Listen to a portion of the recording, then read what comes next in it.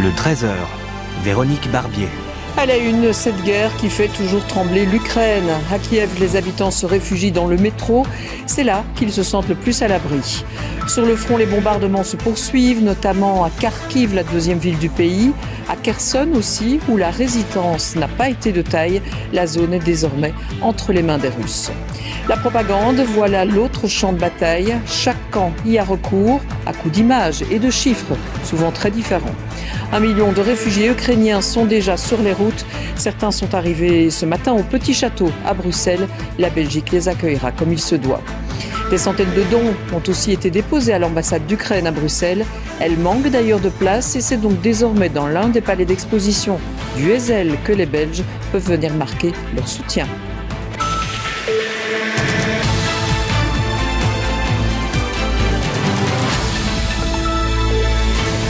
Bonjour à toutes et tous. Une semaine déjà que l'on débute ce rendez-vous d'information avec le bruit des bombes et avec des images de désolation. La guerre se poursuit en Ukraine. On fera le point dans un instant sur l'avancée des troupes russes dans le pays. Mais avant cela, la parole aux réfugiés de l'ombre. On va descendre dans le métro à Kiev. C'est là que des milliers d'habitants ont trouvé refuge. Ils fuient les bombardements et prient pour leur pays. Images montées et commentées tout de suite. Plongé dans les entrailles de la ville de Kiev. Le métro, c'est l'ultime refuge pour des centaines d'habitants de la ville. Cette famille, comme beaucoup d'autres, s'attend à un nouvel assaut russe. Difficile à supporter alors qu'il a déjà fallu fuir des bombardements. C'était effrayant. Le plus petit de mes fils courait et criait « Plus vite, on nous tire dessus, on ne va pas survivre ». Nous sommes venus ici et maintenant mon enfant a peur de sortir, il pleure tout le temps. Mon fils aîné aussi a crié dans la nuit « Maman, à l'abri !» Le métro de Kiev rempli de civils. Et cela dure depuis maintenant une semaine. Moi, ma famille et mes amis, on ne s'attendait pas à devoir se cacher dans un abri comme ici.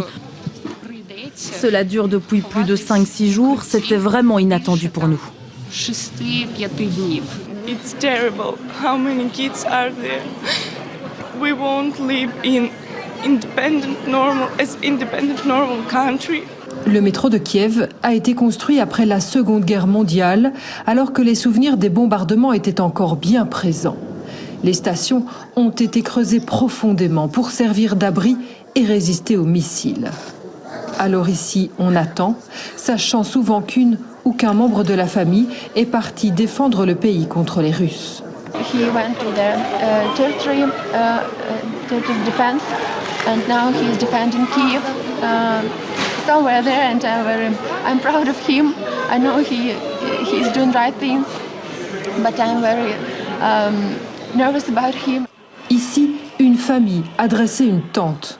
D'autres ont apporté quelques jouets pour les enfants. Sans assurance d'un cessez-le-feu, beaucoup craignent de devoir rester ici encore longtemps. Voilà un sujet préparé par Aurélie Didier et Ludovic Delande. Une autre image émouvante, regardez ces citoyens ukrainiens qui tentent de défendre la plus grande centrale nucléaire du pays. Ils ont formé une chaîne humaine sur la route pour empêcher les chars russes de passer. Une vague humaine, oui, qui semble sans défense mais qui force le respect.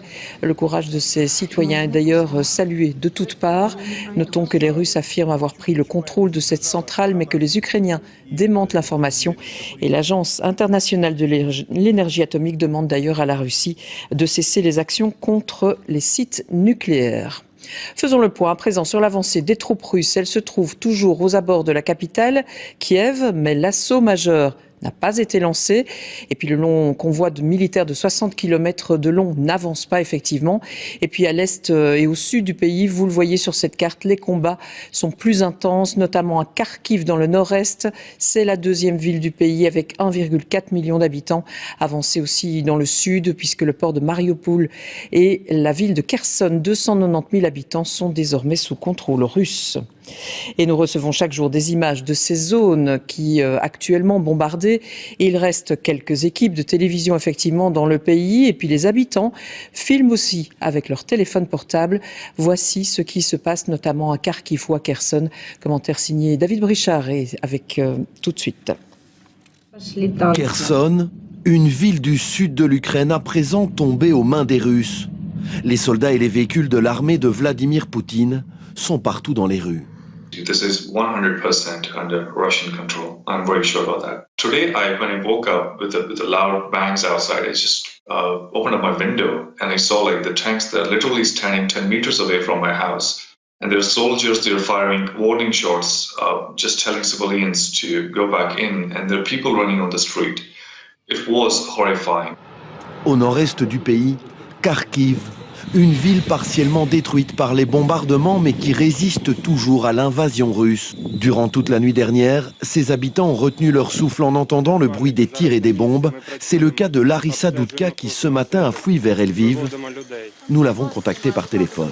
On a bombardé tout le quartier et les maisons sont touchées, beaucoup de gens sont touchés, beaucoup de blessés, beaucoup de cadavres. L'hôpital militaire a été attaqué, où il y avait une bataille. Dieu merci qu'on a chassé les ennemis, mais c'est horrible, ça devient de plus en plus pire. Ils sont nombreux, la résistance est acharnée, mais on a peur parce qu'on ne sait pas comment faire. Au cours de ces 2 derniers jours, les attaques russes ont fait ici 21 morts et 112 blessés. C'est en tout cas ce qu'a communiqué le gouverneur de Kharkiv. Mais le bilan pourrait être bien plus lourd. Et alors que des pourparlers pour un cessez-le-feu reprennent aujourd'hui, chaque camp diffuse des images et des chiffres qui servent évidemment à la propagande. Le président ukrainien parle ainsi de 9000 soldats russes tués. Les Russes évoquent plutôt 500 victimes. Ils évoquent aussi leur victoire, alors que d'autres images nous montrent des soldats perdus face à une guerre qu'ils ne comprennent pas. Benoît Feit avec Bertrand Menu. Voici les dernières images diffusées par l'armée russe pour illustrer ce qu'elle appelle son opération spéciale en Ukraine. On peut y voir des soldats survoler le territoire ukrainien en hélicoptère. Au sol, quelques véhicules isolés, mais aucun bombardement à l'horizon et encore moins de victimes, civiles ou militaires. Hier, le porte-parole de la défense a malgré tout reconnu les premières pertes russes depuis le début de l'invasion. 498 militaires sont décédés en faisant leur devoir. Nous apportons toute l'aide possible à leurs familles. 1597 camarades ont également été blessés. Je voudrais souligner une fois de plus qu'aucun membre des services d'urgence, aucun étudiant des écoles militaires de la défense russe ne participe à cette opération spéciale. Les informations faisant état de pertes incalculables dans nos rangs sont le produit d'une désinformation ciblée de la part des médias occidentaux et de quelques médias russes.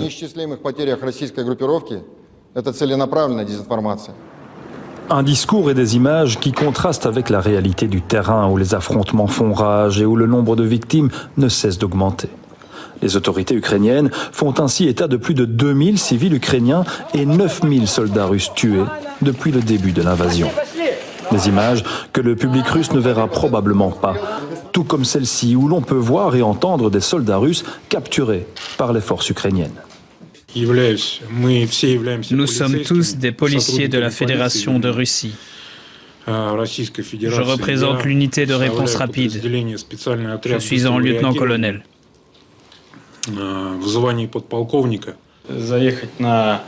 Nous avons dû rejoindre la capitale de l'Ukraine, Kiev. On nous a demandé de participer à la prise de la capitale. Des témoignages, certes sous contrainte, mais qui illustrent bien le fossé qui sépare aujourd'hui l'Ukraine de la Russie en termes de communication de guerre. Et c'est une guerre qui jette sur les routes de nombreux Ukrainiens. Le nombre de déplacés, Rachel Crivellaro, atteindrait déjà le million. Oui, Véronique, selon le Haut Commissariat aux réfugiés, plus d'1 million d'Ukrainiens auraient quitté leur lieu de résidence. La plupart, c'est bien entendu réfugiés dans les pays limitrophes. On compte déjà plus de 500 000 réfugiés en Pologne, 133 000 en Hongrie, 97 000 en Moldavie, 72 000 en Slovaquie, 51 000 en Roumanie et 47 000 Ukrainiens ont également trouvé refuge en Russie. Et ce n'est pas fini. Oui, selon l'ONU, jusqu'à 4 millions d'Ukrainiens pourraient quitter leur pays d'ici juillet 2022. La majorité devrait être accueillie par l'Union européenne. Et pour avoir une idée de l'ampleur de cet exode, je propose de vous rappeler de ce qui s'est passé en 2015. À l'époque, en pleine crise migratoire, l'Union européenne avait accueilli 1 300 000 réfugiés. Cela dit, Véronique, comparaison n'est pas raison. Il va falloir attendre un petit peu de voir ce qui se passe là-bas en Ukraine pour pouvoir avoir une idée réelle de l'ampleur de cet exode. Et la Belgique, dans tout cela, quelle est sa capacité d'accueil actuellement? Mais écoutez, la Belgique, pour le moment, elle a déjà libéré 8000 places d'accueil pour ces réfugiés ukrainiens. Près de 499 communes ont répondu favorablement à l'idée de libérer des abris pour ces réfugiés ukrainiens. Il faut savoir que ce sont des places qui sont libérées par les communes, mais également par de nombreux citoyens. Et alors qu'il est, 90 demandes d'asile ont été introduites en Belgique par des demandeurs d'asile ukrainiens. Merci Rachel pour toutes ces précisions. Et on va le voir effectivement, de nombreux Ukrainiens sont déjà arrivés dans notre pays. Ils devraient recevoir une protection spéciale, temporaire. L'Europe devrait en tout cas activer ce mécanisme aujourd'hui, mécanisme exceptionnel. Mais en attendant, tous ces réfugiés passent par le Petit Château à Bruxelles. Reportage sur place de Tidy Mkwash. Un drapeau bleu et jaune et des informations affichées pour accueillir les réfugiés ukrainiens devant le Petit Château, le centre d'arrivée de faits d'asile à Bruxelles. Ce matin, plus d'une centaine d'Ukrainiens faisaient la file, essentiellement des familles, des femmes et des enfants. Nous avons quitté mon ville, c'est Melitopol, il y a une semaine et je sais que c'était vraiment très bonne solution parce que je ne peux pas imaginer comment ça vivre et écouter comme les bombes près de toi et des enfants peur. I was here yesterday. But they say that they cannot help me. We slept in kind persons who help us. Do you know that you will receive today, maybe tomorrow, a special status to stay safe in Belgium? Yes, I know this, but I want to have a night for today. Chaque famille a reçu un rendez-vous pour s'enregistrer. Ces deux sœurs reviendront plus tard. Elles ont tout quitté chez elles il y a 4 jours. We don't know when the situation will end. So now we want to have the status for time, of course. We want to go back home. Mais en attendant l'activation de ce statut de protection temporaire, c'est d'abord l'hébergement d'urgence qui est sollicité.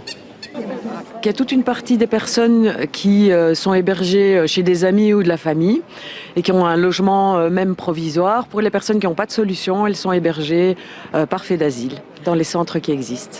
Si du côté de la file ukrainienne, il devrait y avoir une aide rapide et du soulagement, de l'autre côté, c'est toujours l'attente et l'incertitude pour ces autres réfugiés. Oui, des réfugiés qui sont passés par plusieurs pays avant d'arriver chez nous, par la Hongrie notamment. 133 000 personnes sont déjà passées par là et c'est dans ce pays que notre envoyé spécial Éric Destiné se trouve pour le moment. Nous l'avons contacté il y a quelques minutes alors qu'il était sur le quai d'une gare avec des trains qui quittent chaque jour Budapest et à bord des familles qui ont tout quitté. Eh bien, les portes de ce train viennent à l'instant de se refermer. Il quitte la gare de Budapest International, direction Munich, en Allemagne. Pourquoi l'Allemagne ? Eh bien, parce qu'une grande partie aujourd'hui des réfugiés venus d'Ukraine cherchent à trouver de l'aide ailleurs au sein de l'Union européenne. Souvent, ils vont pouvoir rester un peu plus longtemps. Car ici en Hongrie, évidemment, pour beaucoup, c'est transitoire, comme dans d'autres pays frontaliers de l'Ukraine. Et donc, l'idée, c'est maintenant d'essayer d'obtenir de l'aide le plus longtemps possible. Il y a quelques minutes, juste avant l'embarquement, nous avons rencontré Irina. Elle est ukrainienne, elle est toujours bouleversée et vous allez l'entendre, elle a de la famille en Allemagne et c'est là qu'elle va essayer de passer les quelques semaines ou peut-être les quelques mois à venir. On l'écoute. We are so grateful to the whole world community, especially the European Union, for this incredible support. Without its support, if we were alone in this war, we would not do it. We would not stand up to this moment, no way.